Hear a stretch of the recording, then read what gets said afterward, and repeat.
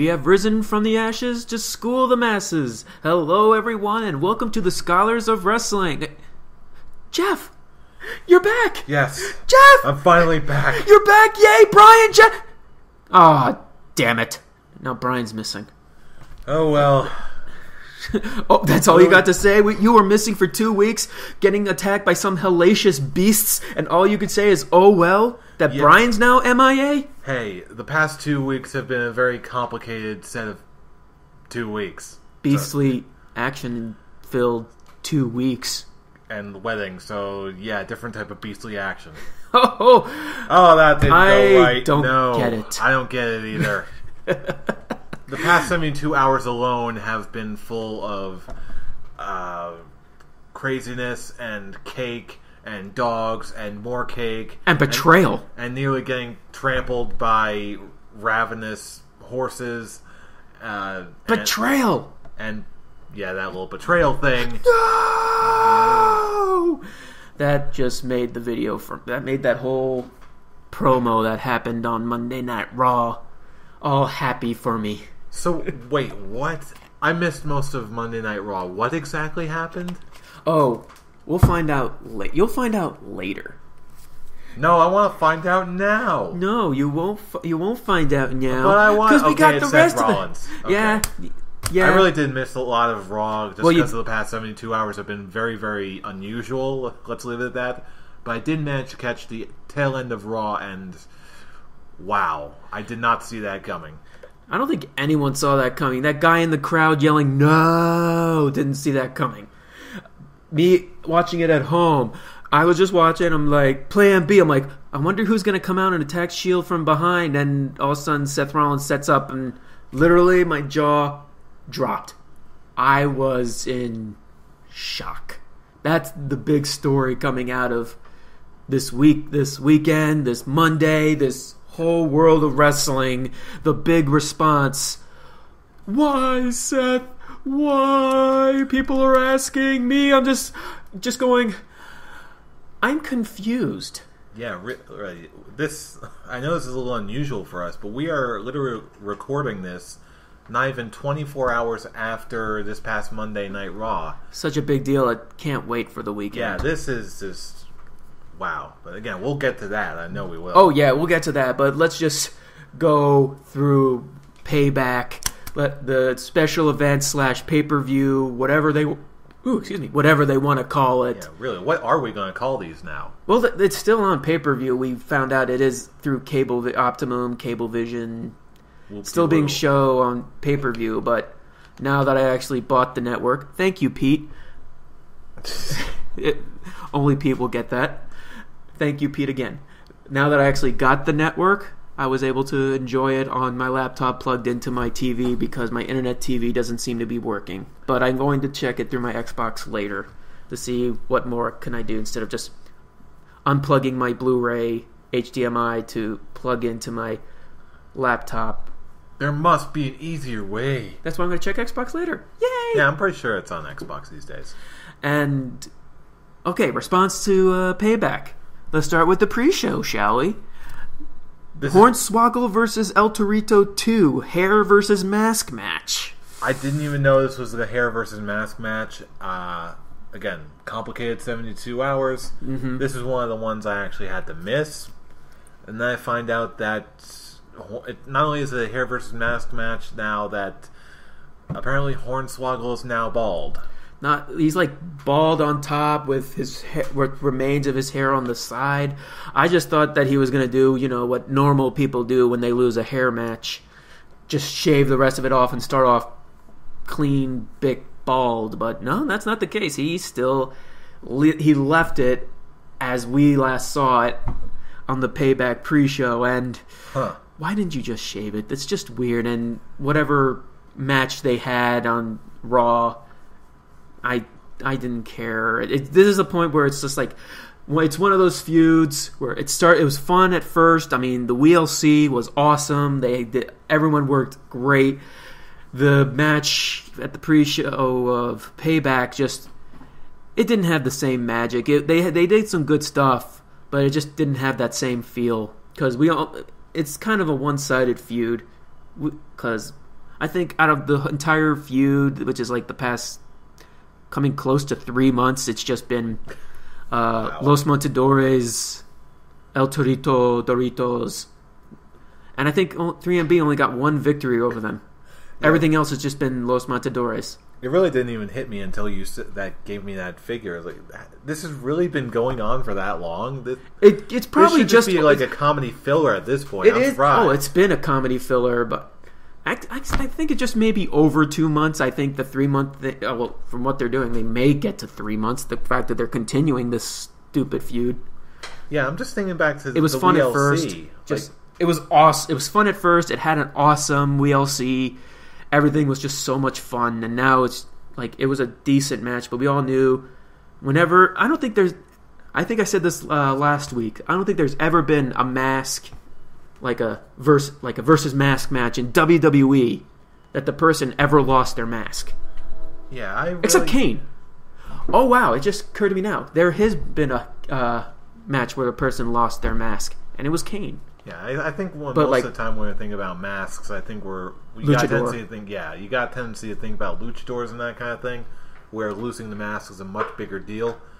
As far as Kane, technically that counts, but it's a big deal. Yeah. It's just one major swerve that they've been building up on the storyline since his debut. That his face is horribly scarred and burned, but it turned out just to be like a mental thing. It's an interesting twist. It was actually kind of interesting to see where they went with that. And what it made Kane the storyline of Raw at that time. Like, he was involved with everyone.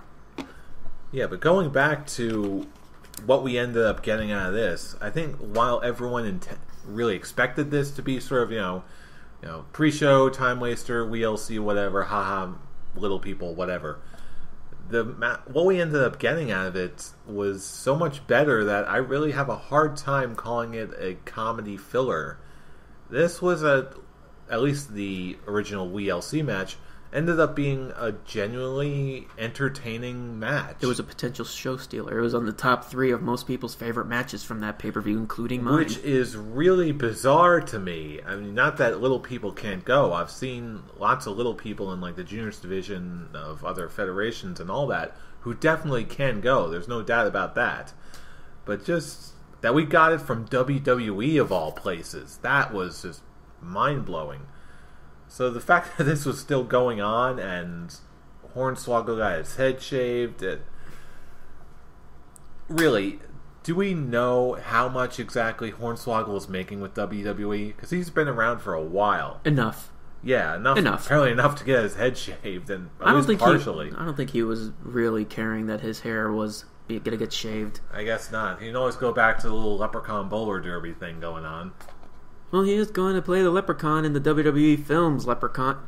Oh yeah, Suddenly it all makes sense. It's like, oh yeah, you don't like to talk about that, don't you? I remember the last time we brought that up. You're like, it's not happening. As memory serves, I never said like it's not happening. Oh, let's not talk about it. But it's more like I can't believe it's happening. Like they're actually going through with this. I mean, Willow's the true leprechaun. Yes, Willow. Okay, we're sidetracking here. What do you? I didn't actually see it, so I can't give it a legit rating. Okay, the rating goes to you and you alone. Good luck. Thank you, Olmec. Oh yeah. Oh yeah. This match really didn't do much for me because I knew who was gonna win. For a lot of the pay-per-view, I knew who was gonna win each match, but for one particular match, we'll get to how I felt about it. But when it comes to the pre-show match, I'm just gonna give it a peach fuzz. It was just small fun. I agree. Good job. I'm glad. Yes. All right, on to the actual event. Let's just do the 2 mid-card title matches together since they continue on Raw with a tag team match. So let's start with the United States Championship, and this was a very good match. Sheamus versus Cesaro. It was just same thing from Monday. What was it, last Monday in England, or the week before in England? It was just basically that number 2. Sheamus Cesaro number 2. This time it's for Sheamus is number 2. It's vanilla icing, number 2. Okay. What does that even mean? You don't want to know.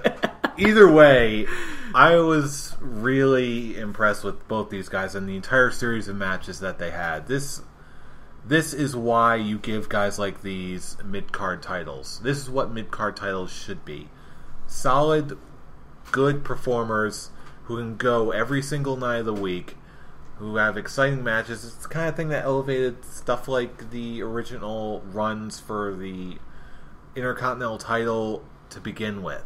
It was just good. It was just flat out good wrestling. And so was the Intercontinental Championship match between Bad News Barrett and RVD. On the prediction show, our guest Dave, he was nervous of how this match was going to go because he said that Barrett and RVD don't tend to work well. If you remember the Intercontinental Championship tournament match between the two, it was very sloppy, and having Cesaro involved, that didn't help the match either. But for this one, it's just Bad News Barrett and RVD, and the match was very smooth to me. Yeah, so they had an off night during the tournament. It happens to even the most solid and skilled of workers. They definitely sharpened up their focus now that they had a little bit more time to work with each other, and it just resulted in an overall more polished match. And I dug it. I dug both those matches, and I'm going to give them both a classic goatee. Nothing special came out of these matches, but are they just good wrestling? They were just great wrestling matches and just good storytelling. They didn't have to do anything super fancy because all 4 competitors are very good. And it leads to them having a tag team title match. Well, not tag team title match. A tag team match between Sheamus and RVD versus Cesaro and Bad News Barrett. That's where everything started kind of going downhill for me. I didn't like the ending with Paul Heyman pulling Cesaro from Sheamus's bro kick and then just abandoning Barrett. At least it doesn't hurt Barrett because he reverses RVD. Well, he grabs RVD's legs, tries to spin, and then just leads to a bro kick from Sheamus. So it's kind of like a quick finishing off double team. Bro kick, 5-star frog splash, ends the match. I just didn't like that Cesaro is pulling the cowardly heel thing. I've never been a big fan of the cowardly heel. If you all listen to this show, I hate it. I want heels to look dominant, and Cesaro has always been dominant, and he's been a heel for so long. Like when he had his first run with the United States Championship, he was a fighting guy. Even when he was with the Real Americans, Zeb Coulter, he was still a fighting guy. He didn't do any of the cowardly heel stuff. But it's when he's now with Paul Heyman, he does that typical cowardly heel thing. I feel they have so much better than that. The only positive thing that I can really see coming out of this is a small potential feud with Barrett and Cesaro, just leading to a match between them, hopefully in the near future. Maybe putting it in a qualifying match for the Money in the Bank match sometime in the future. That would be very interesting to see. And it just leads to another rematch for the Intercontinental Championship for RVD and Barrett tonight on Main Event. Now that I have the network, I may actually watch that, which is still kind of pointless. We all know who's going to win. But it doesn't matter. They'll still put on a good match. Yeah, most of the time when we're talking about matches like these, even though it's pretty easy to tell who's going to win these things, just when you throw the people who you've got in the mid-card title scene, normally you can just put any combination of 2 guys together and it's going to result in a decent match. And these are all good examples of what all these guys can pull off. Very, very good workers, very good, solid wrestlers. As far as what you said about the cowardly heel thing that Cesaro is going with now, I see it more as an extension of what we're getting out of Paul Heyman, like you were alluding to before. I wouldn't typically agree that I'm not as really badly opposed to the whole cowardly heel thing as you are. However, I would say that in modern WWE, it does have a tendency to be really, really overused. Yes. Yeah, like that's the only type of heels you can have in WWE are cowardly heels. There's no other flavors of heel that exist other than that, which of course is not true. But apparently we need to start telling WWE about that. Which, starting with Bray Wyatt, they're coming around, I guess. For this purpose, I just see it more as an extension of the whole Paul Heyman thing and Paul Heyman's influence, as opposed to what we're getting out of Cesaro himself. The one positive thing that I can really say about just having all four of these guys in these United States title picture, Intercontinental title picture, is that these guys are very well established. Two of them, let's see, RVD, Cesaro, Sheamus, and Bad News Barrett. Two of them have been world champions, and two of them are pretty much on the down road to being future world champions, which is what the Intercontinental Championship and now I can actually say the United States Championship is what they're used for. Mm-hmm. And I could say this more with the United States Championship than the European Championship, which I've always said that the United States Championship is the European Championship of the WWE, and I still stand by that. It's under the Intercontinental Championship, but not so far under what the European title was. Yeah, they're at least comparable at this point. Still, just the way everything is booked, you can still definitely see that most fans and most of the WWE creative staff do still seem to have the Intercontinental title in a slightly higher regard than the U.S. title, but it's not like it's a third tier title. I can't talk tonight. I help you. Third tier title. Thank you, sir. I still look at it like that, but it's not like so low third tier that it's European Championship level. Like it's like 2.5. 2.5, yeah. And I was just about to say something and I just drew a blank. Oh yeah. Brain Farts Anonymous. Oh yeah. This one is a personal message to Brian Ghoulish. I just recently watched the Chair Shot Reality, and he's saying that Barrett should drop the Intercontinental Championship because it's still a cursed title. No, it is not. This is what Barrett is helping building prestige back to the Intercontinental Championship. So you got to stop downing the IC Championship. It's not as bad as you're saying it is. He's fighting. He's having Intercontinental title matches. He's proving to be a star, and the Intercontinental Championship is helping him get to that point. Okay, I missed what his critique was of the Intercontinental title. Why exactly did he call it cursed? Because whoever holds the title, remember, like in the past when the World Heavyweight title was its own separate thing, and the Intercontinental title was pretty much the third tier title. Mm-hmm. And whoever everyone's like, oh, I'm going to bring prestige back, and they do nothing with it. And in a way, they're like not going anywhere. It's not boosting them as what the title should be doing. Instead, hurting them. At least that's what Brian Ghoulish has been saying on Chair Shot Reality, and I feel like he got to really let the past go, because how much they're building the history of both the Intercontinental and the United States Championship, talking about who won it, who first won it, and all the the great stars who held the titles. They're building up prestige back to both titles, and having Sheamus and Barrett hold those titles really help with that, because these are very well established superstars. Yeah, I can sort of see what he's going for, but the analogy used of like a cursed title in this type of environment, it just really does not work. Because when you call something like a curse, I think of something like the Madden curse, where as soon as you show up on the cover of a Madden game, you get this horrible injury and you're out for a season or some crap like that. With something like this, the main reason, because if a mid-card title holder stumbles or falls during their career, that has to do with their own performance at their job or creative's performance as far as booking a particular champion in a certain way. Unless there's like a string of Intercontinental title holders who end up getting horrible career-threatening injuries, then maybe there's something that you could consider a curse.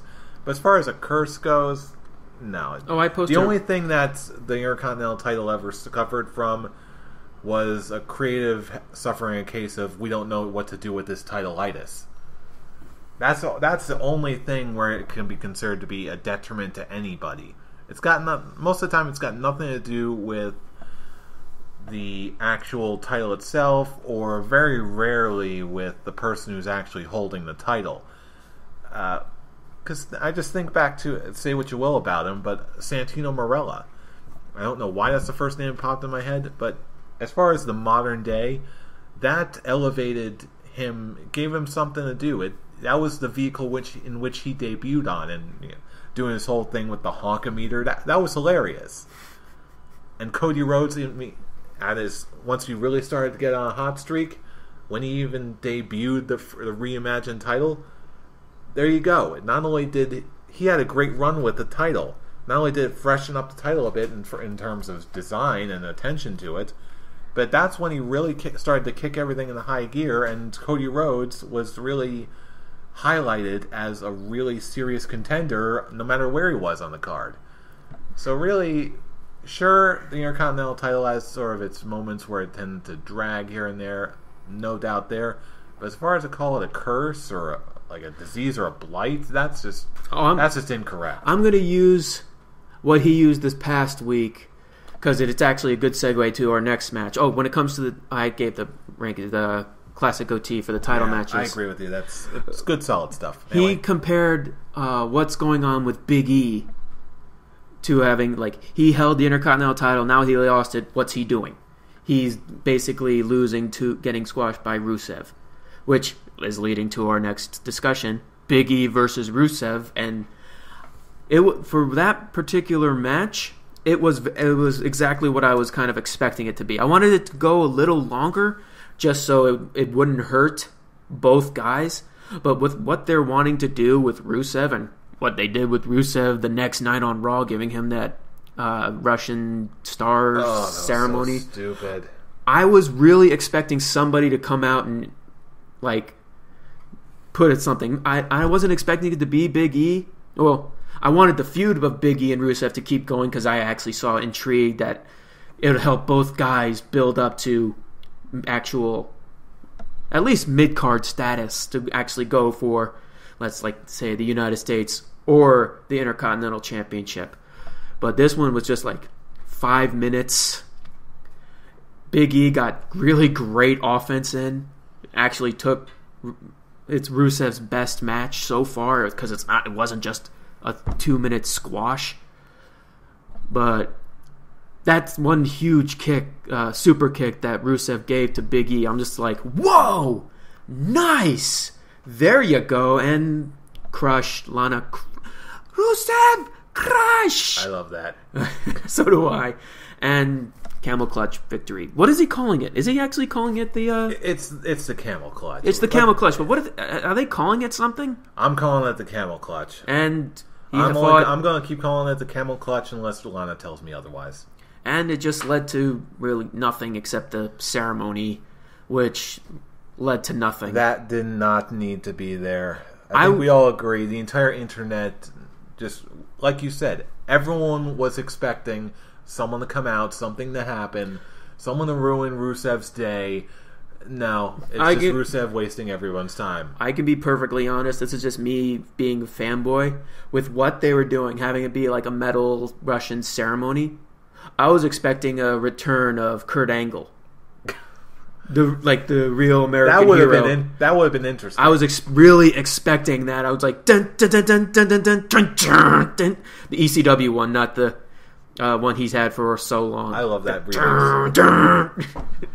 I was expecting Kurt Angle to just come in and just take Rusev to try and clothesline, and just led to an Olympic slam, and then him celebrating, Rusev getting right back up and giving him a dirty look to lead to Rusev versus Kurt Angle to help build credibility to Rusev. Facing a former world champion. That would be the interesting choice. It would be the interesting choice, but remember, like what Brian said, we miss you, Brian. It's WWE creative stupidity. Not... for every single good decision that creative makes, they do something like this, and totally misstep. Again, I think there... You got that? Yeah. I think you've been around me long enough to know that I try and give WWE Creative as much leeway and as much credit as I possibly can. This is just this is just a total botch. I hope whoever came up with this just got a stern slap in the face and a strong reprimand from Stephanie. Because, yeah, this was just dumb. It served no purpose. And I really want to like Rusev. Just jokes about Lana aside, I really do want to like Rusev. I think it's got a ton of potential from what I've seen. It's just, make use of him. You got a big Bulgarian stocky. You got Zangief from Street Fighter coupled with a hot chick, and you can't come up with something interesting to do with this? Come on. He does have potential, and he's real, and he is good in the ring, but just like you said, comes to character, and every time he comes out and he's just walking out and you just hear dun dun dun dun dun dun dun, I can't help but laugh. He's like a big Russian or goob. Bulgarian Goro. He's a big goob. Yeah, except at least he should not be.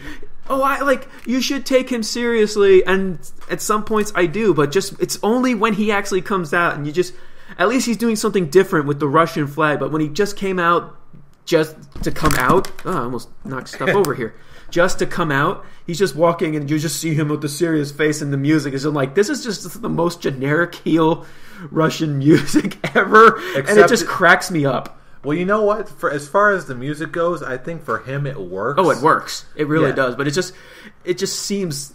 I just like get a quick chuckle out of it. Yeah, and when he gets into the ring, I like his style. I can really like his style.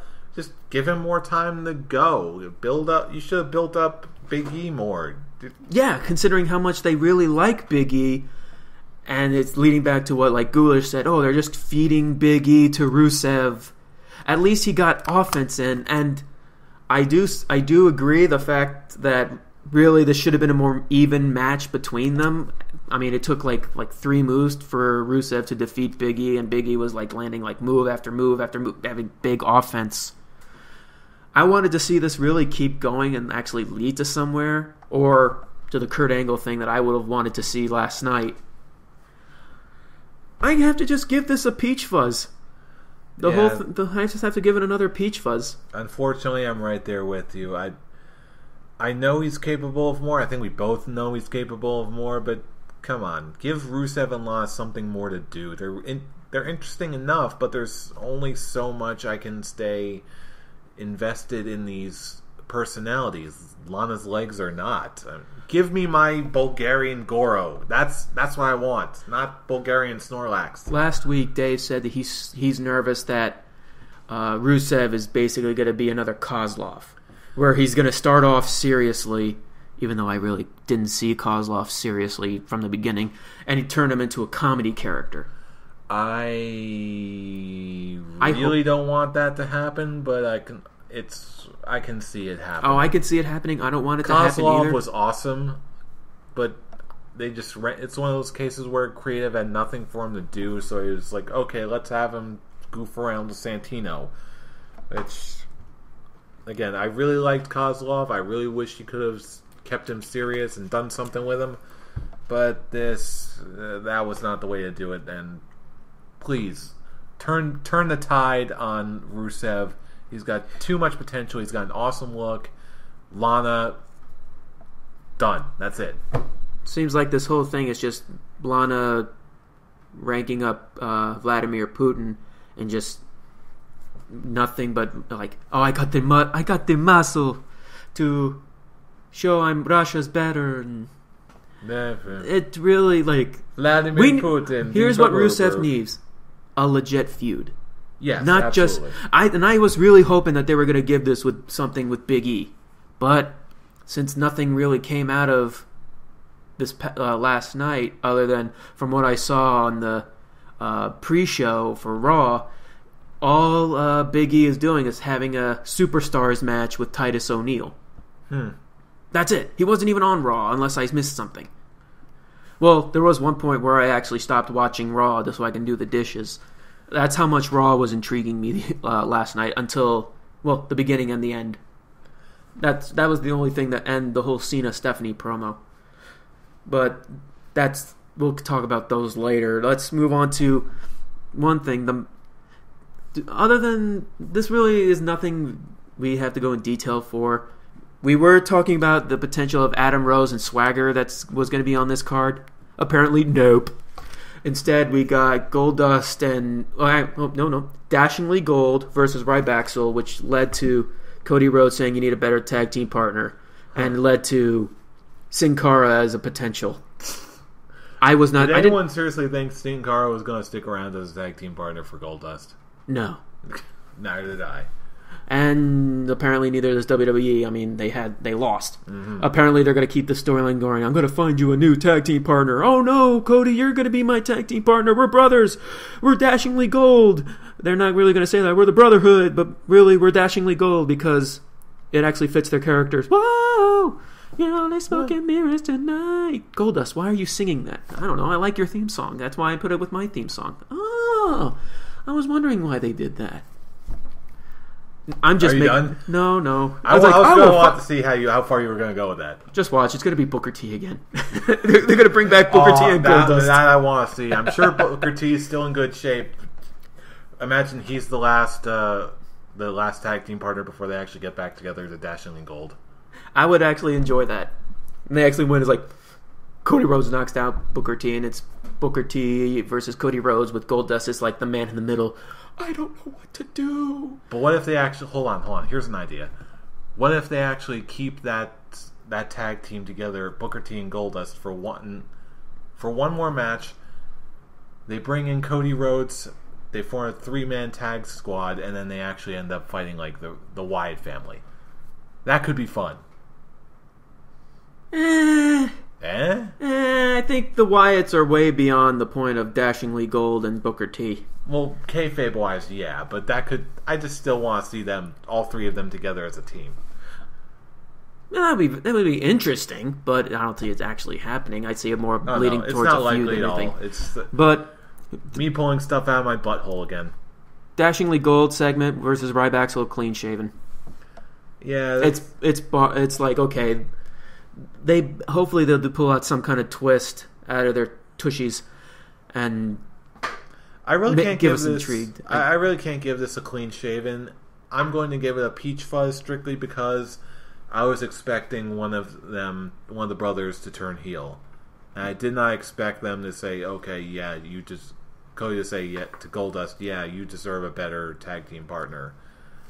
I did not expect that.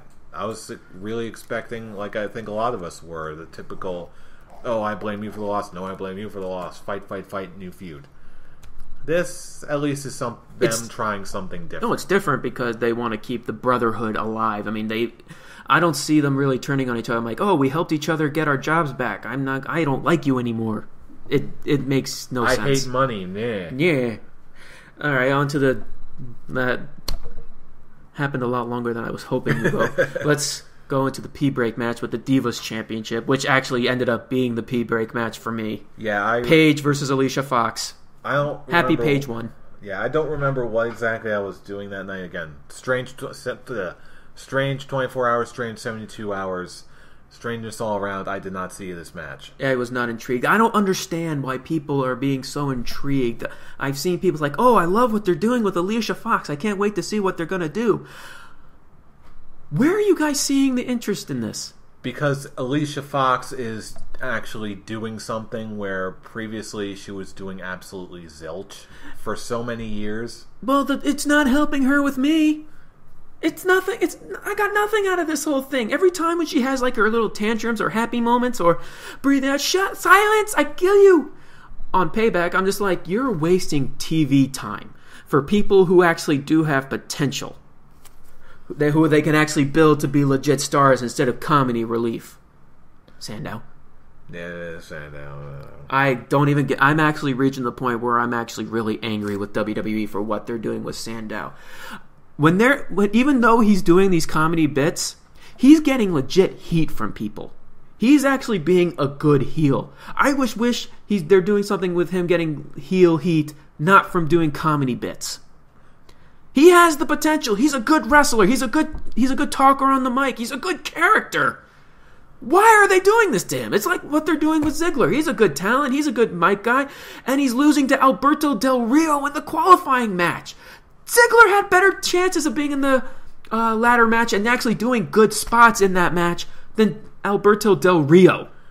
You're preaching to the choir, man. I honestly don't know. What is WWE's fascination with Alberto Del Rio? Personally, I like Alberto Del Rio. When they've given him a chance, he can go. But again, he's now the, like, Bo Dallas is like generic number 2, and Alberto Del Rio is generic number 1. It's just like as far as I'm concerned, Del Rio is one of those guys who, when he's not used in the proper way, he can just go into the pool of mediocrity, which WWE tends to create for itself on occasion.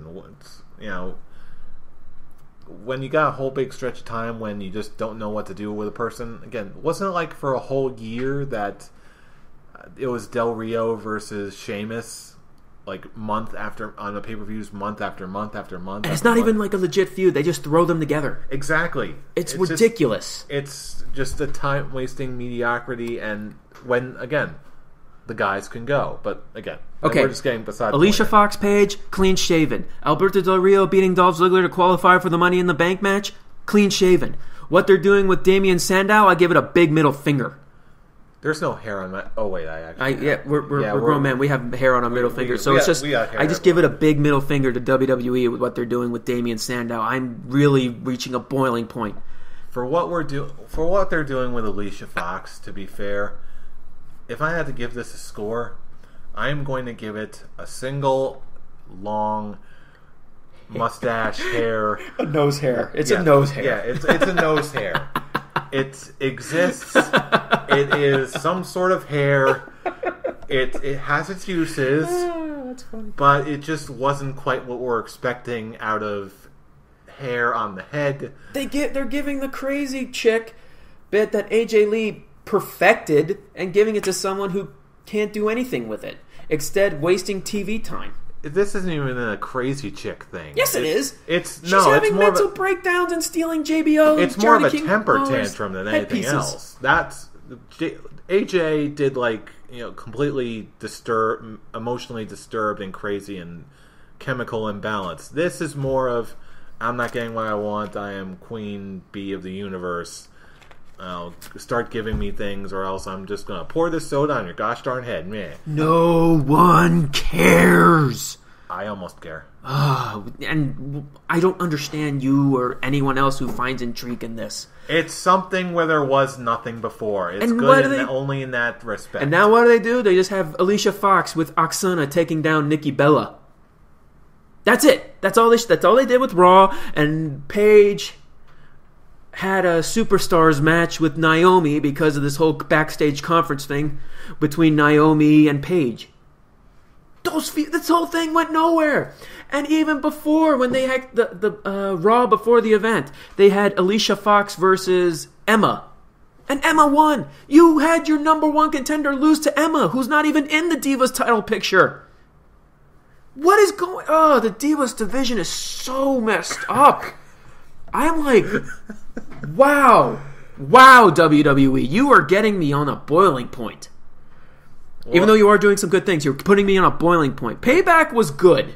Again, the matches were fun, but take out the Divas match, I liked it. Again, I'm going to be playing devil's advocate here one more time. As far as Emma beating the number 1 contender, it wasn't just Emma beating the number 1 contender. It was Emma beating Alicia Fox, who at this point is on a streak with at least moderately interesting temper tantrums and freakouts. That's, like it or hate it, that's just her thing right now. So I can see, in that respect, I can sort of see what they're going for. Was it quote-unquote good? Well, no, of course it wasn't. But given, again, it's one of those cases where it's something where there was nothing before. With a few notable exceptions, there really hasn't been much to watch with the Divas division. At least nothing that I found particularly interesting. The most interesting thing that came out of the Divas division for me was Paige versus Tamina Snuka. And they did nothing with that either. Again, that could have been built up far more. Again, I know I talked about this in the past when the match actually went down, but given the way that they were building up the dynamic between AJ and Tamina, that could have been shaped up to be so much more, but it was just, nothing. Alright, I had enough talking about the Divas division and the lack of creativity they're doing with Ziggler and Sandow.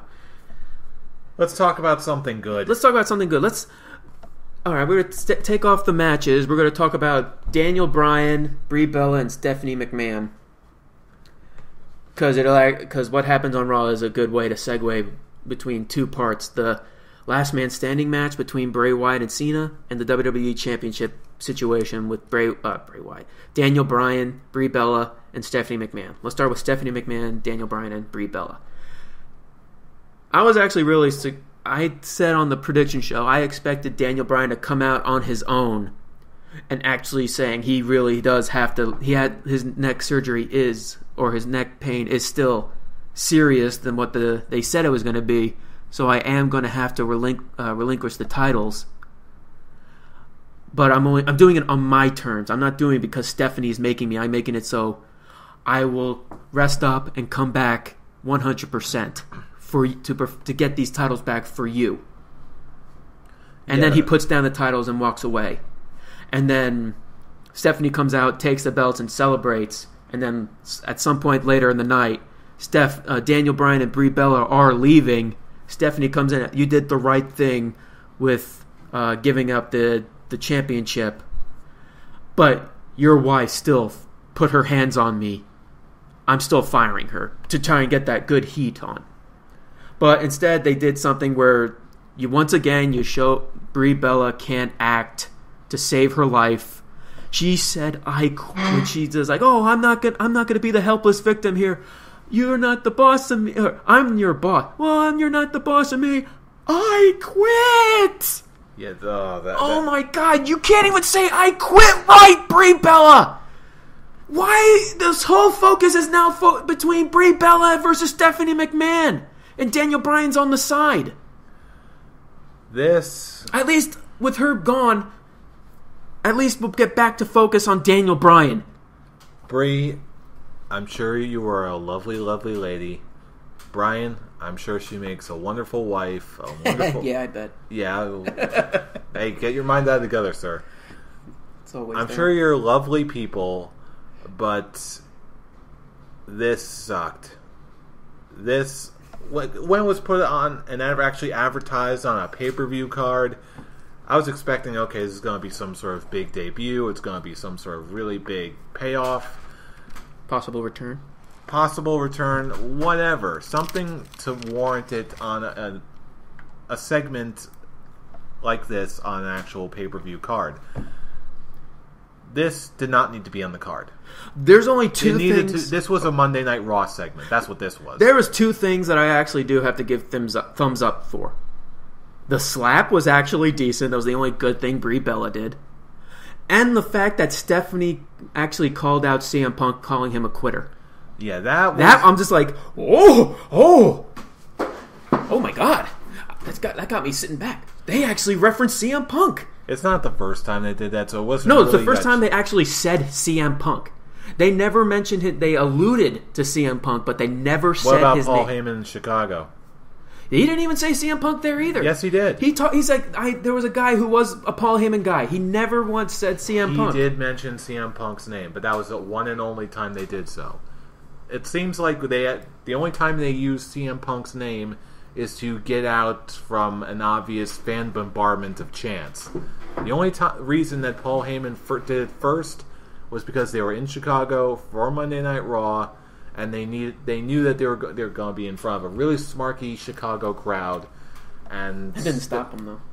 Yeah, but actually it did kind of stop them. It stopped them from chanting CM Punk. It at least because the fact that it was Stephanie that said it. But no, I'm not talking about this past. I'm talking about the first time that it happened first with Paul Heyman. But even then, the only way that they were able to divert those chants was by pretty much dropping a weaponized promo bomb in the form of Paul Heyman, which can that guy can sell a ketchup popsicle to a woman in white gloves. We all know this. I love that phrase, ketchup pops. The analogy still stands. It works really well. Yes. Same thing with Stephanie's use here. It was used very, very well. It totally got the promo back on track. Until she told Brie Bella. It was well done, but to give Stephanie credit where credit's due. As far as where it went after that, yeah, it was clumsy. Yeah, it was a Monday Night Raw promo. It didn't need to be there. But for me, it was just an excuse just to get Brie Bella off TV. Did I hear the rumors right that apparently she's pregnant, she's taking time off? That's actually the first I heard of anything. Yeah, that's the rumor I hear going around, but if that's true, then that makes total sense. Even if that is the case, there's no reason it needed to be on Payback. With what was said about like your future Stephanie saying your future children, that actually would make sense if she actually was. Yeah, that was probably a little slip on their part, but or just a little planting of the seed of like, oh, she actually is leaving because she's pregnant. Got some seed planted. Oh, yes, that's what he was saying when he was planting that seed. Let's get our minds out of the gutter, please. All right, let's go on to the last man standing match. The segment was clean shaven. Moving on. The segment was peach fuzz just because the slap was good and the little CM Punk jab. But yeah, peach fuzz for me. Let's get into the last man standing match. This match, I think, match of the night, really. Yeah, I as much as I loved the 6-man no holds barred elimination match, I actually do think this one actually topped it. Yeah, this one was a much better. I enjoyed this a lot much more. Yeah, me talk English good. This, in the immediate aftermath, I kept saying the same exact reaction. The match was great, match of the night, but man, we didn't like the ending. For the prediction show, I made this perfectly clear.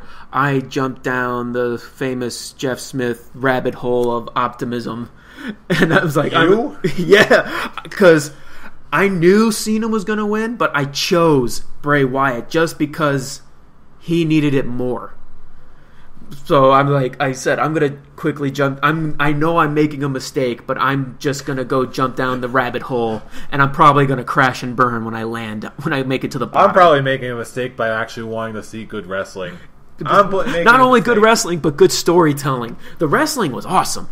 Everyone, the Usos, the Wyatt family, Cena, Bray Wyatt, everything about that match was good. Yeah, when I was watching the match, I was like, wow, is that Cena actually selling Bray Wyatt's offense properly for once? And the Cena throwing the steel steps outside and hitting Bray Wyatt. That was a great spot. That's like the very first... I don't think that's ever been done where people have thrown the stairs outside the ring, but no one got hit. Well, then again, Cena, the one good thing that Cena's got going for himself is that he is still freakishly strong. Oh, strong people have thrown it in the past. Big Show. Yeah, he's like a big hairless gorilla, so yeah. But no one has ever been the one on the other end getting hit by the steps. It was awesome. It looked great. The one positive thing I can say, as much as I hate the ending, at least it's not like, Bray Wyatt was knocked out, so he couldn't get up. Cena pushed the thing on top of him, the crate on top of him, so even if he wanted to get up, he couldn't. It's better than the handcuffs. It's better than the damn duct tape. Duct tape? Are you serious? Yeah. It's better than you had your moments. Yeah, you do. Don't even get me. We'll talk about Batista when we get to the 6-man tag. But everything about the match was good. It shows Bray Wyatt really, really can, exclamation point, final pin, final nail in the head. Bray Wyatt is a main event star. Yeah, I think it was actually Mick Foley who did a little blog post on Facebook in response to that.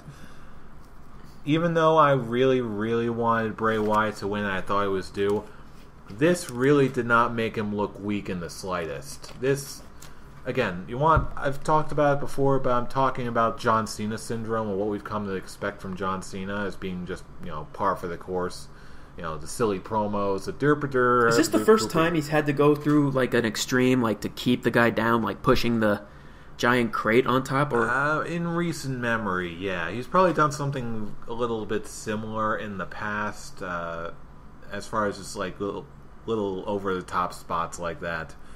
But as far as keeping a guy down like that, that's the one time I can remember that you would need to resort to something like that.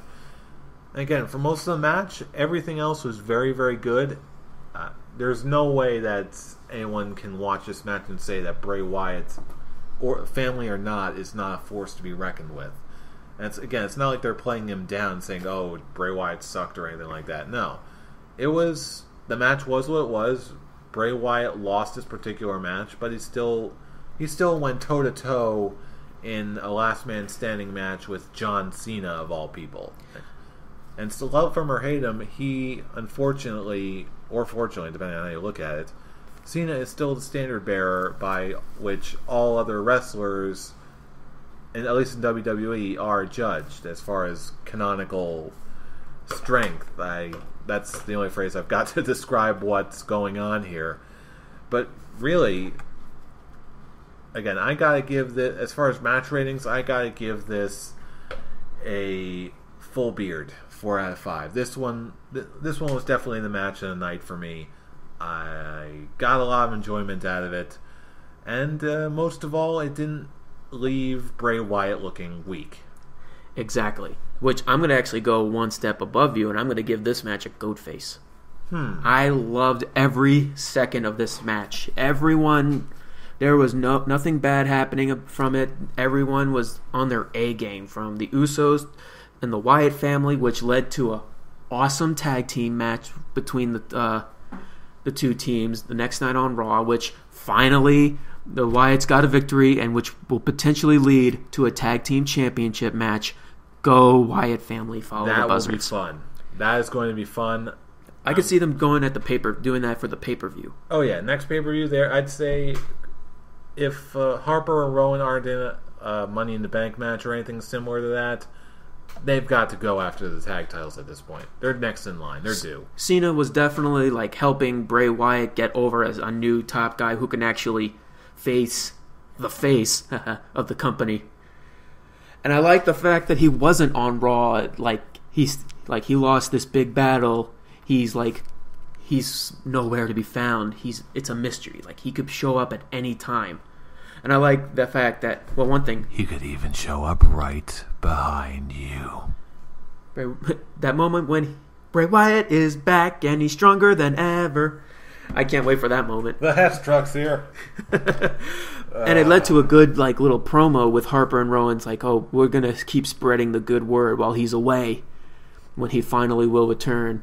I love Harper. I love Rowan. The match between the Usos and the Wyatt family was awesome. I give that full beard. And with Cena, now as soon as Stephanie said, oh, the Money in the Bank match could be for the WWE World Heavyweight Championship match. Apple dough. Title match? Money in the Bank title match? I was 14-time champion. Daniel Bryan is a good champion. I want to be in the title match too, Stephanie. I got to get my fix on being the champion again. At least that's how I got it when Cena came out and did that whole bit with Stephanie saying Daniel Bryan is a good champion. He's a good fighter. He may be injured. Stephanie once again pulling that, oh, he's a B+. I am sick and tired of hearing that whole B+ crap. Yes, you don't like him. She's doing the typical heel thing, but he has proved.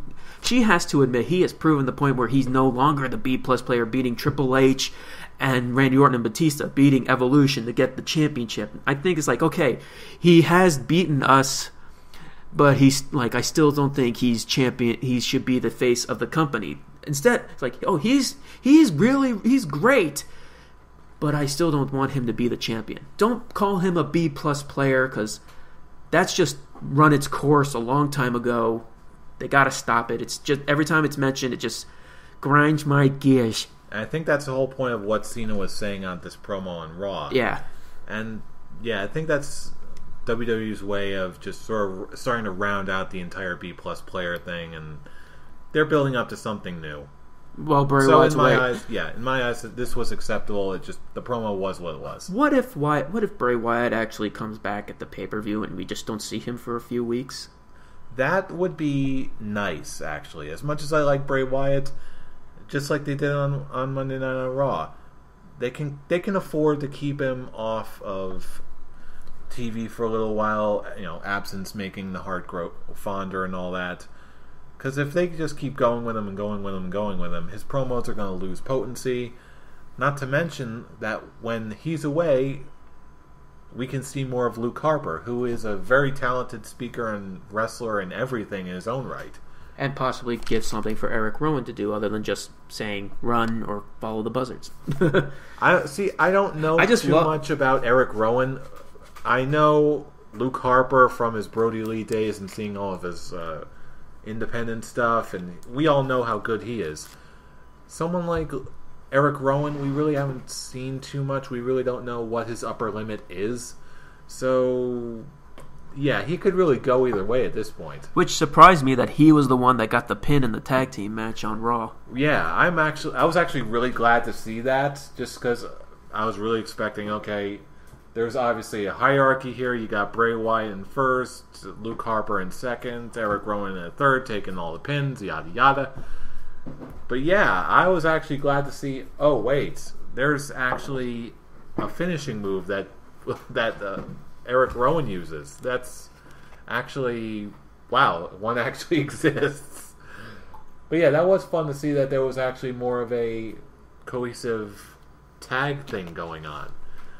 It was just fun to see. It was just fun all around. Generic, like, rock bottom. Actually, it's like a sit-down rock bottom. That's what I call it, the sit-down rock bottom. It was a finisher we never knew existed. Yeah, because he never got the chance to use it. Because he's never the one. He's either the one being pinned, or he's just a guy who's knocked out of the ring. While Harper and Bray Wyatt get the pin. Pretty much, yeah. But still, it was, as far as development for Eric Rowan, that was cool to see. As much as I like the other two members of the Wyatt family, old goat-faced mask guy actually got some development, and I thought that was pretty cool. Do you see Daniel Bryan dropping having the ambulance or a stretcher match with Kane at Money in the Bank, or I don't see that happening at all. I see the Money in the Bank being the title. Yeah, I'm not really sure what Daniel Bryan's recovery schedule is, if he's going to be in fighting shape by then. I don't think he will be. I don't think he will be either. It'll be cool if he actually is healthy enough to do that. I wouldn't risk it. Yeah, I wouldn't want to risk it either. WWE, we can go a month without seeing Daniel Bryan wrestle. Just have him rest up, get himself right, and then we can get back to the usual high caliber Daniel Bryan matches that we're used to seeing. That's why I kind of wish he did put the titles down on the at the pay-per-view. I know they want to try and keep him on TV, but it just doesn't work. He's not gonna fight Kane. Kane's gonna be put in the Money in the Bank match. So is Cena. So is Del Rio. I heard they're gonna put Cesaro in, and he's gonna be a top contender to win that match, which I'm actually very intrigued that they're gonna do.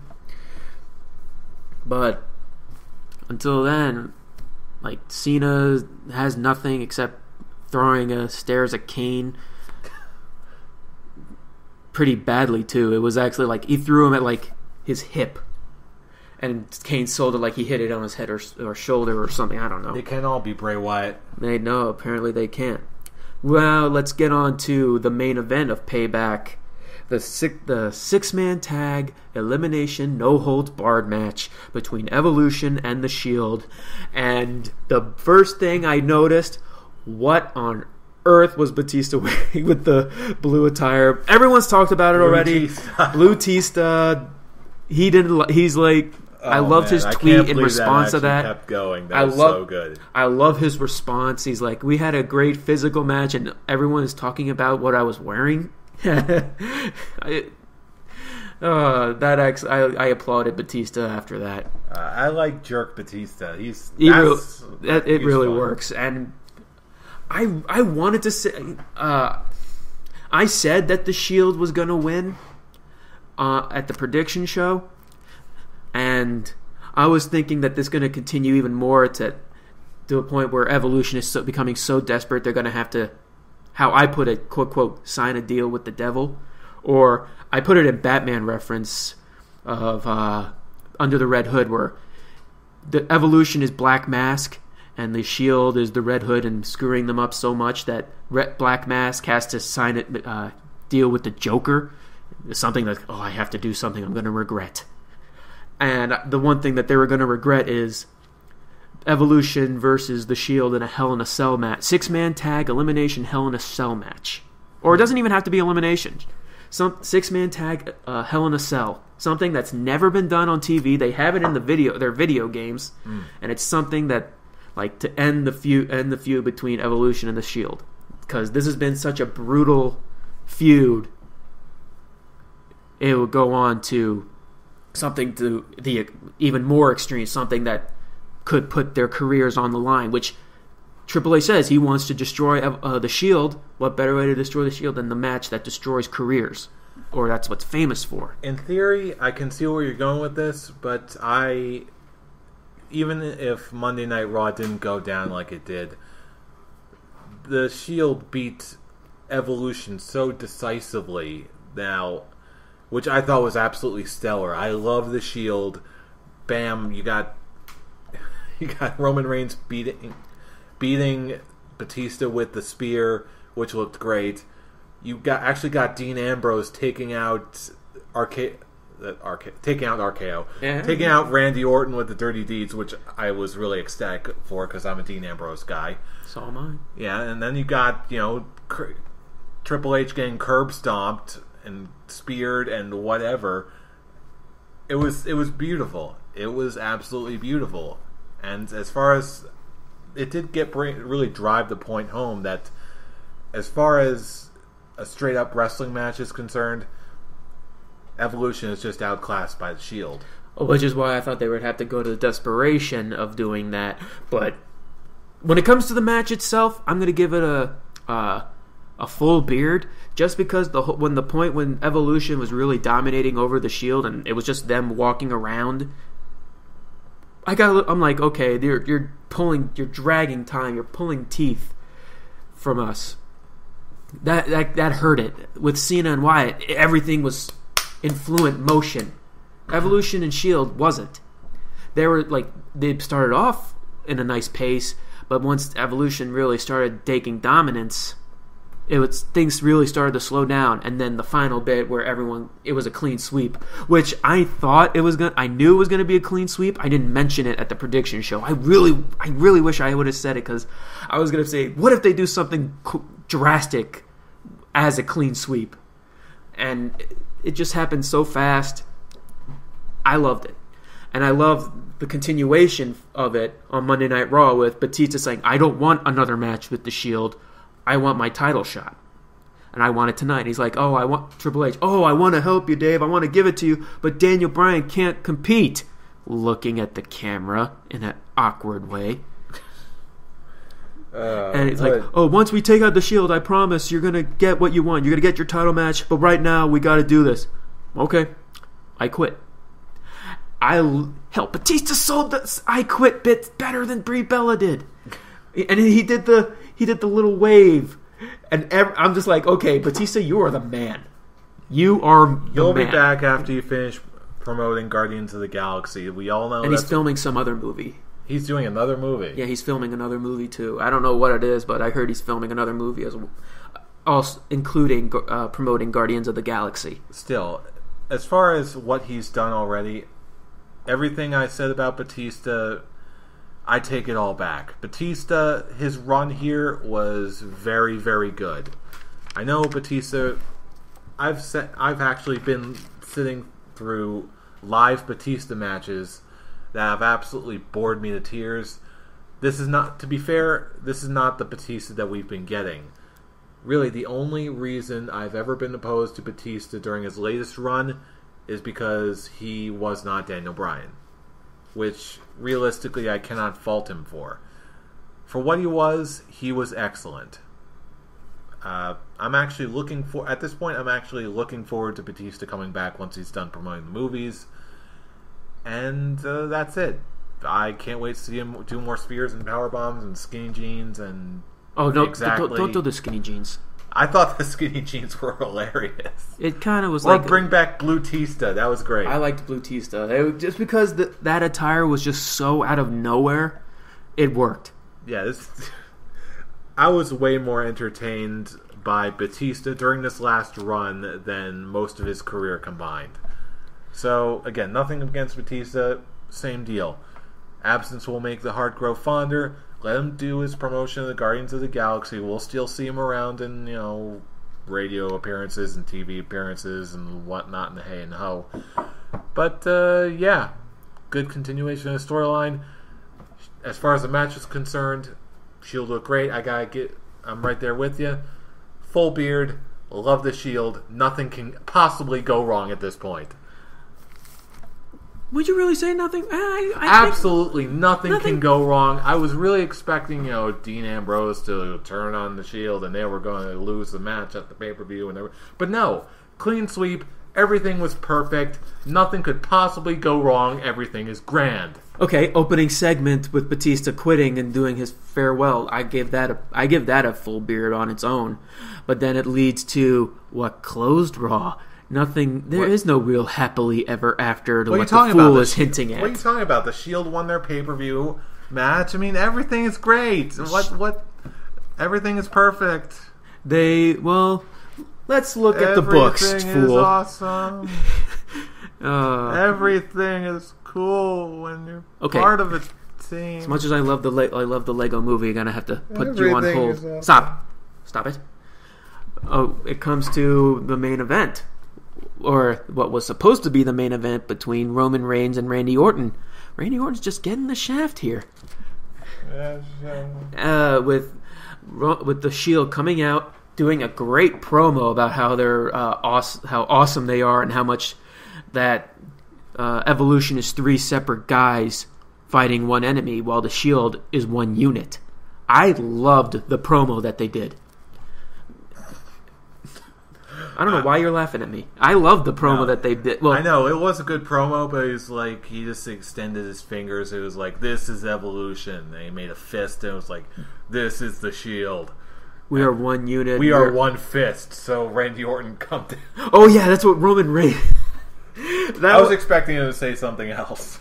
That got a chuckle out of me. Bad news. That actually did get a chuckle out of me, and then Randy Orton and Triple H comes out. Triple H comes out while holding Susie the Sledgehammer. Her name is Susie now? Yeah. If you joined us on last week's prediction show, instead of facing some hellacious beasts and wedding cake, and someone's got to do it. Yeah, it's Susie the Sledgehammer. That's the now name of Triple H's Sledgehammer, and we should actually try and suggest that Triple H, Susie the Sledgehammer. Yeah. He won't do it, but it'll be fun. And Seth Rollins, as soon as Randy Orton comes out and sees Triple H holding the sledgehammer, he goes and brings 2 chairs to the ring. It's like, okay, we're going to have a weapons fight. This is going to be great. This is going to be awesome. And then Triple H's like, oh, what you saw last night. If I know anything, I'm a man who adapts. And what last night was plan A, and there's always a plan B. Right now, it's plan B. There's always a plan B. Everyone's standing like, whoa. I was expecting, as I said early in the show, I was expecting someone to attack the Shield from behind. But no, Seth Rollins holding the chair. Roman Reigns and Dean Ambrose move up a little bit. Seth Rollins gets that chair. No! Boom! Right in the back of Roman Reigns, Seth Rollins hits him with the steel chair. Dean Ambrose is just like having the best reaction. A small part of me wanted to be like, was thinking Dean Ambrose was going to have the shocked face, but then smile and join with Seth Rollins taking down Roman Reigns. I didn't expect that. A part of me was thinking that at the time, but now thinking about it, it makes perfect sense. Well, Seth Rollins takes out Dean Ambrose too. Bam, bam, destroying the chair. Yeah, really. My God, that was a cool effect. That was I'm not sure if that was intended or not. Oh, I seriously doubt it. It looked great. It really did. And then Seth Rollins grabs the other chair, walks over to Triple H and Randy Orton, hands Randy Orton the other chair, and Orton is like, I'm going to have some steel play time too. Bam, bam, bam, bam, bam, bam, bam, bam. I hit you with the steel chair. Bam, bam, bam, bam. it didn't felt quite that joyous to me. Oh, it probably wasn't that joyous to everyone. The fans were chanting, "You sold out! You sold out! Boo!" Oh man, it had everyone. My mouth was on the ground. When I first saw this actually happen, again, weird 72 hours. I was kind of tired at the time. I'm just watching the screen. I'm seeing my face is mimicking Dean Ambrose's face. Like, it looked like neither of us really comprehended what was happening at that moment. Like, again, in all seriousness, I had heard rumors that there was going to be an imminent Shield breakup or some sort of turn, but the one big rumor I kept hearing was that it was going to be actually Dean Ambrose who turned, and it was going to join Evolution. A lot of people were suspecting that. I really thinking about it, I really wasn't sold on. Because if you really... This is what we talked about before we started recording. Yes. We'll pick that up again. I really don't see Dean Ambrose, at least his character, as a member of Evolution. If you look at Evolution, they are coming in on the helicopter, they're riding the limousine, going to strip clubs. I'm just going for what they had on their Titantron. Yeah, I hear. But they're guys that like come in, they're all business suits, they're all looking good, they're good-looking guys.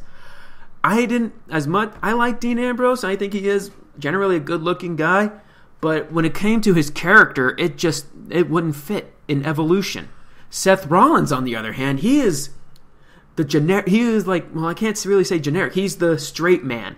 If you look at Roman Reigns, he's the big powerhouse guy. If you look at Dean Ambrose, he's the crazy guy that what will he do? He's so out of his mind. And then you look at Seth Rollins, he's the high flyer, the straight guy who is, as he called himself, the architect of the Shield, and leave it to the architect to actually destroy the Shield. Which, great symbolism, by the way. Yeah, Seth Rollins fit more in the Shield.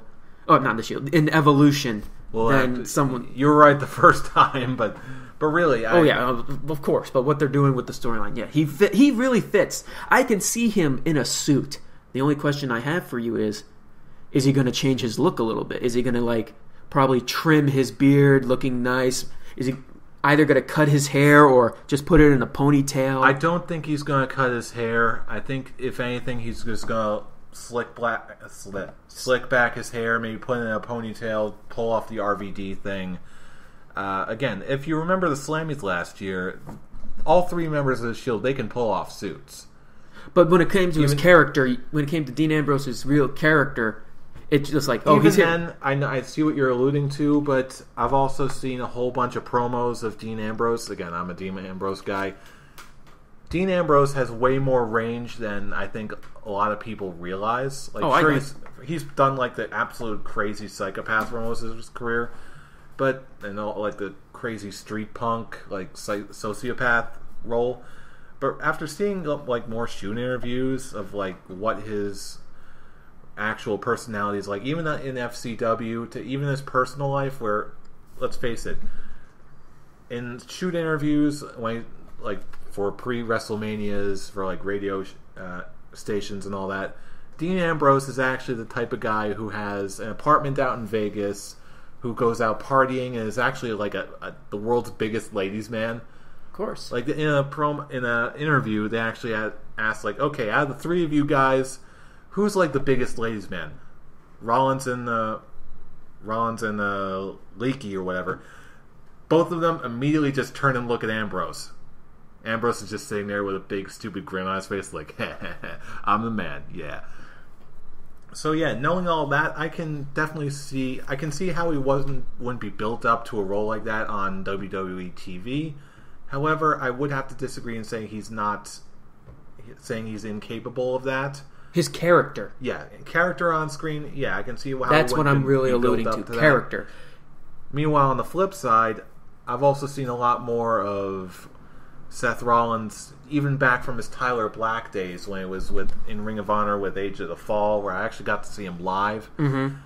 And even just when he was still in FCW, when he was doing this heavy metal mosh pit guy, he was coming out to Screamo or some crazy crap like that. I can see him. He's pretty much the polar opposite of what I was describing with Dean Ambrose. There isn't much precedent, but from what we've seen presently, yeah, I can sort of see that. He's certainly got enough mic skills, at least better than Randy Orton had back when he was originally part of the Evolution. Same thing for Batista, really. But I can definitely say he's a lot more ready than Batista and Randy Orton were when they first got started out with Evolution. Now, having said that, again, I really was expecting if there was going to be a turn, it was going to be one of the two other guys. Of course, Dean Ambrose, we all know he's like crazy. He's a natural heel. He's a great talker. Again, natural bad guy by most people's standards. Yeah. Again, Roman Reigns, everyone knew he's being groomed for a top spot. He's got the big raw-boned look that a lot of the WWE higher-ups like. And whether he's ready or not right now, he will be built up to something big in the future. Again, like Ambrose, he's safe. If he joined Evolution, a heel turn would be a little odd for him, but again, you could see it. Seth Rollins, really, no, I don't think anyone saw this coming. At least as much as the other two. If one of them had to turn and Shield had to break up, I honestly did not see Seth Rollins coming, but the more I think about it, the more I think this is probably the best possible outcome if the Shield actually did have to break up and one of them had to turn heel. This actually makes a lot of sense. Primarily because, at least in my eyes, I feel like someone like Seth Rollins, again, he's very, very good. I'm not saying he isn't. But he doesn't have that extra little oomph that would really separate him if the Shields ended abruptly and you just had to drop them all off there on their own. Again, Dean Ambrose, he's enough of a character and a good enough of a wrestler and a speaker where you can have him do anything and he can be great. Again, Roman Reigns, same deal. He's got the look and everything else that the WWE corporates are looking for, so they'll be more readily, or at least more ready to invest more time and whatever they need to make him a star, whereas Dean Ambrose can sort of get there on his own. Seth Rollins is sort of a weird combination of both, where without the real distinguishing characteristics of each, at least on his own. To me, the analogy I came up with earlier was Seth Rollins is what you would do, is what you get if you took Kofi Kingston and gave him something to do. Doesn't that also really hurt him? Because he spent most of his career, even when he was still as the heel, it wasn't like as a heel he was just there. He was the high flyer. He has his in-ring abilities usually tend towards a face, getting cheers, doing those big moves. Does it really hurt him that he would basically have to possibly like rearrange his in-ring abilities?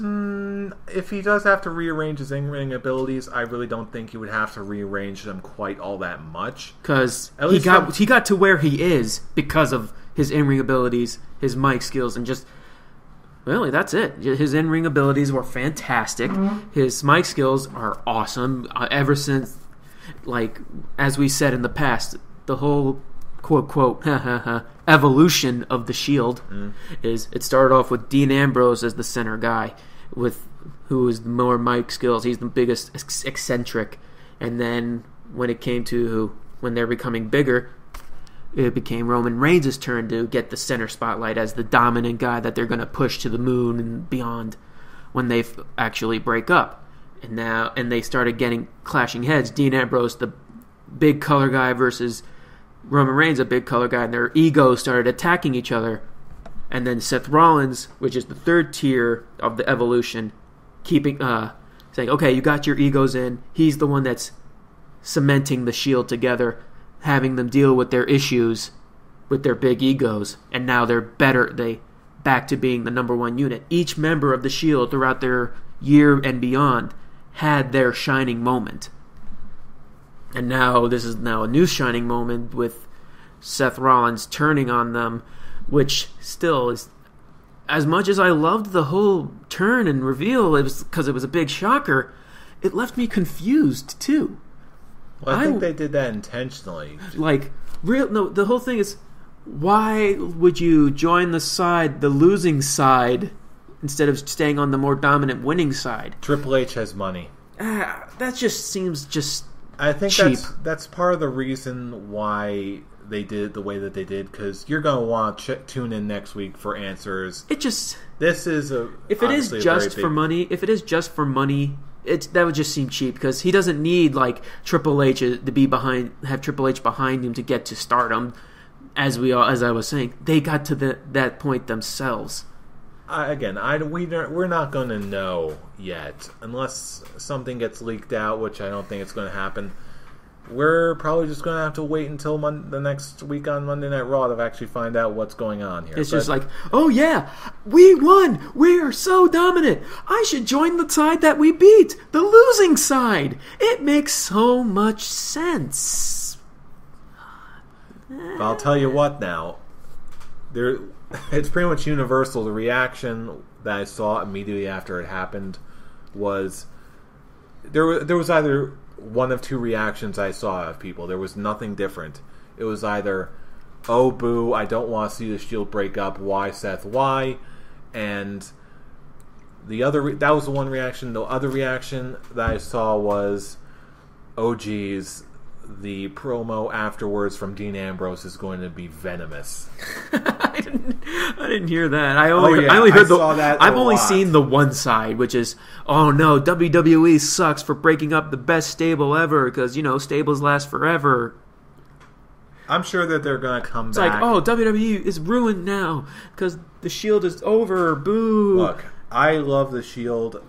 The Shield are fantastic. I'm sure they're going to get back together at some point when they're all established. Yeah, maybe for a reunion for DX. Yeah, DX. Maybe give it a few years, they'll come back and they'll do some sort of big cool thing. But for right now, again, do you remember when they were originally going to tease the breakup after the second match between them and the Wyatt family? Yeah, they only had a little snippet of a promo on the .com afterwards, but between... Do you remember now? Yeah, I actually do. Yeah, I know what you're talking about. Yeah, that promo, that was a heavy promo. Just the way that Roman Reigns and Dean Ambrose played it off, it was like, whoa! If we need to just get out of these guys' way, don't even look at them, or else they're just gonna mow you down too. If you saw these guys, you got the impression that if they ever ran into Seth Rollins, he was just going to end up in a wood chipper somewhere. He was just going to disappear. I just can't wait to see what they're going to do on Monday. And you know what? If that was the intended effect, then bravo, WWE. I was expecting something a little bit different. I didn't want to see my favorite stable of the modern era break up. At least one of them. But hey, from what we got, they certainly lasted a little bit longer than I was expecting for their first run. They got 2 solid WrestleMania matches out of it. So, yeah. Push Ambrose to the moon. Here's one question. Here's one answer. What do you think Seth Rollins' new attire is going to be like? That's actually something I posted on Facebook. I'm like, what do you think his new attire is going to be like? You know what? I don't know, because really, all 3 of the Shield guys, they look great in their specific fatigues or Shield attire. Their paramilitary thing going on. It's going to be so weird seeing Seth Rollins in something different. Yeah, I think once you get them out of their paramilitary attire, I think they all look skinnier.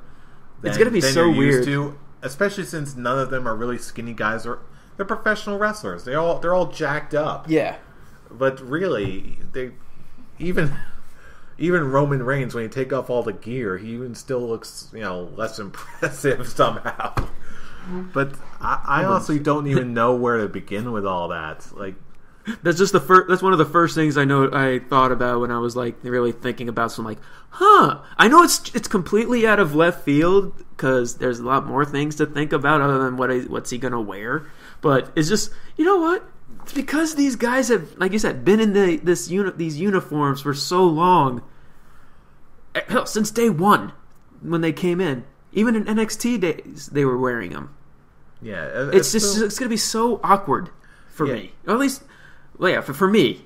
I don't know, probably for everyone else too, because they're going to be in the same situation I'm in. Yeah, assuming that we're not just going to go back to something relatively generic, just trunks, knee pads, whatever. It's going to. Yeah, assuming that doesn't happen, I would actually like to see him pick up, at least thematically, where Corporate Kane left off, and just have him come out in just now that he's sort of, if they do end up going with I actually am selling out, the mercs and everything is good, but I need the money, or they're be given, if they go that route, if they go the corporate route, I can see him sort of coming out in in more dressy attire befitting Evolution, and then just having him just rip off the shirt and just do his curb stomps in dress pants and shoes, designer shoes or whatever. That would just be. It's something different anyway. I've already seen Seth Rollins, Tyler Black, whatever, in doing the whole trunks and knee pads thing. It's the idea is to make him stand apart or something. It's one way. It may not be the best way, but it's a way. Well, yeah, that's all I got. Final thoughts on one final rating for the pay-per-view and a rating for Raw. Okay, that's how we'll close tonight's show. All right, rating for this past pay-per-view, I'm gonna go with a full beard. It was a lot better than I was expecting, considering we just got a whole bunch of, or pretty much just rematches, nothing but.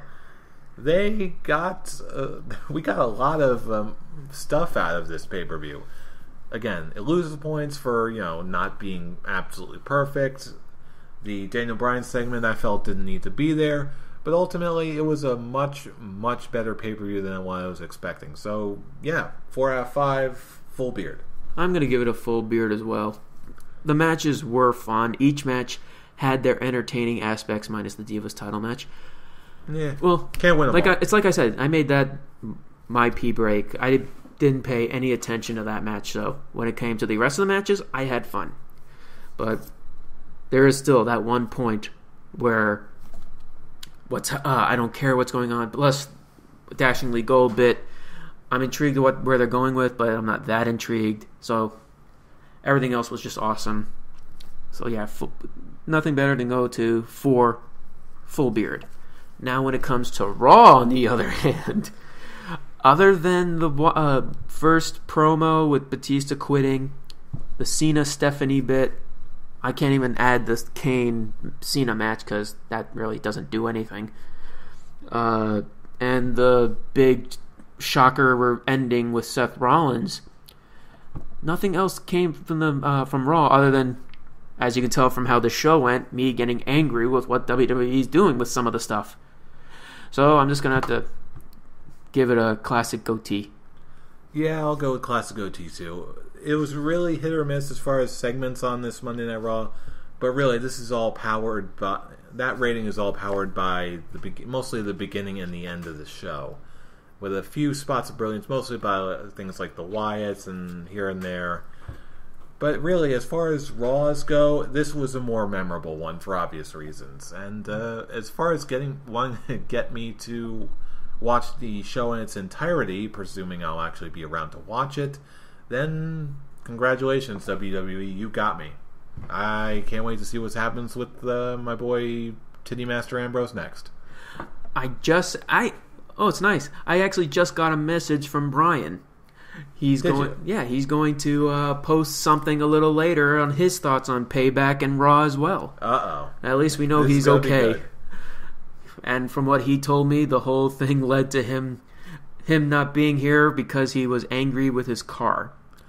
I'm just going to leave it at that because you gave it the Street Fighter bonus stage treatment. Most likely. Oh, nothing boy. better than just treating cars. Pictures. I know, right? This is the before picture. This is the after picture when Seth Rollins turned. Never make Brian angry, apparently, if that will be the case. Always keep him away from your car when you do. Oh, yeah. All right. Do we want to quickly post? Is there any results up for the Fantasy League? No, because I didn't put in my predictions. For some reason, I had the hardest time accessing my 4 down. Everything was breaking. I actually didn't post my predictions either.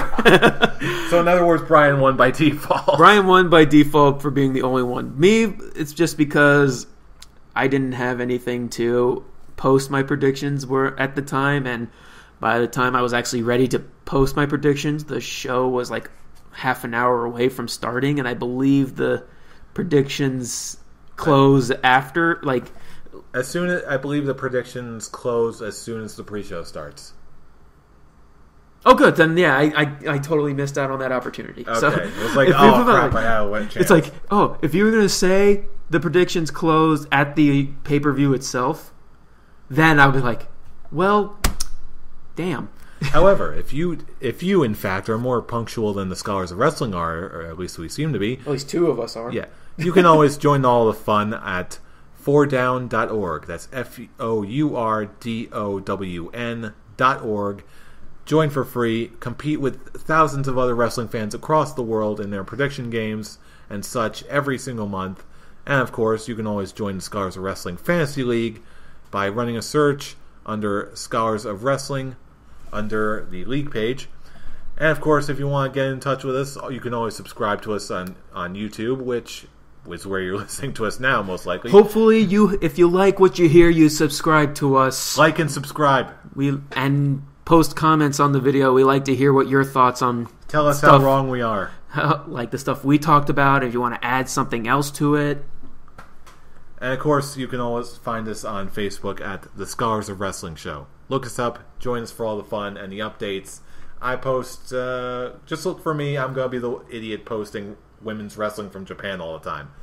And I'm just going to be posting some funny stuff in the world of wrestling that catches my eye. It's free entertainment on your Facebook wall, and it's something that's not an article from BuzzFeed. Think about it. All right. Now you're intrigued, Facebook. I can tell.